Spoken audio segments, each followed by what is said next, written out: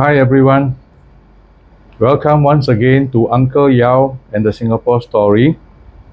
Now today's topic for the Singapore Story is a tragic one. We are going to talk about life under Japanese occupation in Singapore. Now 15 February 1942, that was the day when the British surrendered Singapore to the Japanese. And this was held actually at the old Ford factory in Bukit Timah.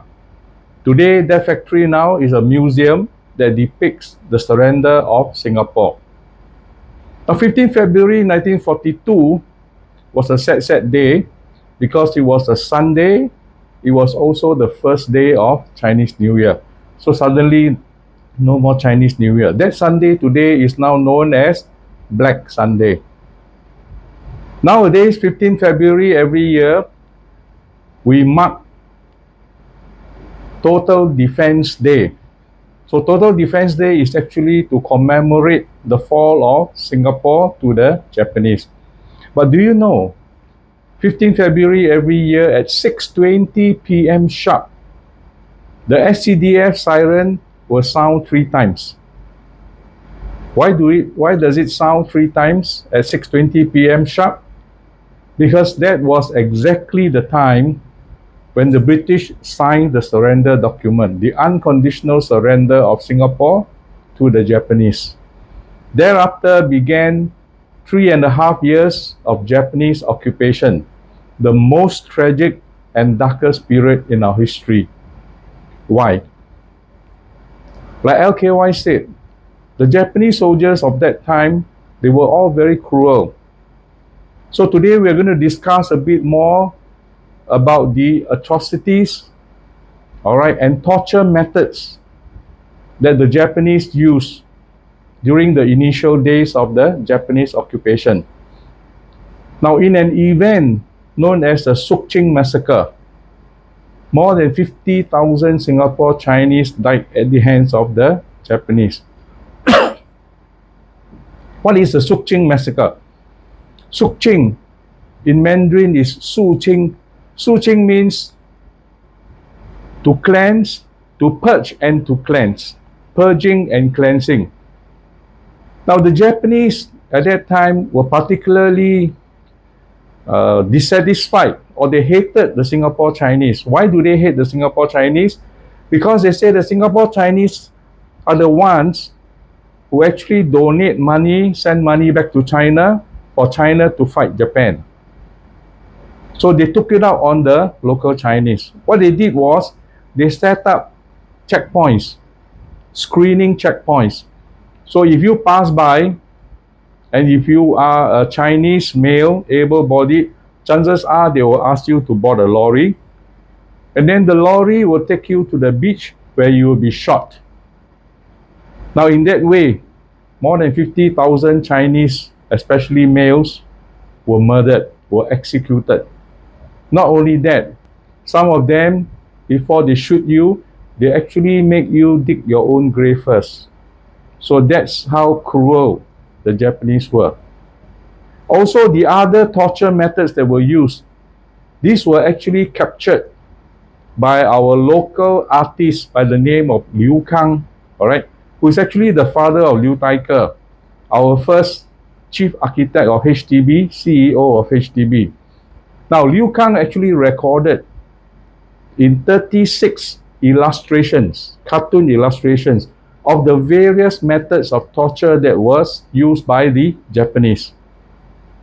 And one of the very common accounts was that of a lady carrying a baby, and the baby was crying very loudly. Suddenly came along a Japanese soldier or officer who snatched away the baby from the mother. Now initially the mother was thinking maybe the officer was trying to calm down the baby, but instead he actually threw the baby into the air, and then with his sword or bayonet he would pierce the baby. Now that is a common torture method used at the time. A lot of people know about this. So this is one of the 36 torture methods that was captured by Liu Kang in the publication called Chop Suey. You can go and Google it, all right? where all the various methods were illustrated in cartoon forms. So that's one part. Now, Lee Kuan Yew at that time narrowly escaped death. He had a close brush with death because when he was at the screening checkpoint, they asked him to board one of the lorries. Now, he sensed something was not quite right. So he said, "Can I go back and collect my things?" They allowed him. And when he went back, he actually hid for 3 days. And by the time he came back, the guards have changed. He narrowly escaped because all those who went on board that lorries were taken to the beach and they were shot.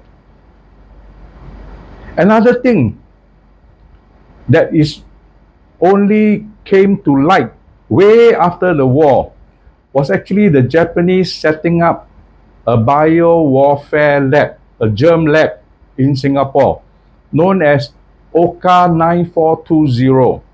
Now, OCA 9420 is actually a branch of the infamous Unit 731 in China, Heilongjiang.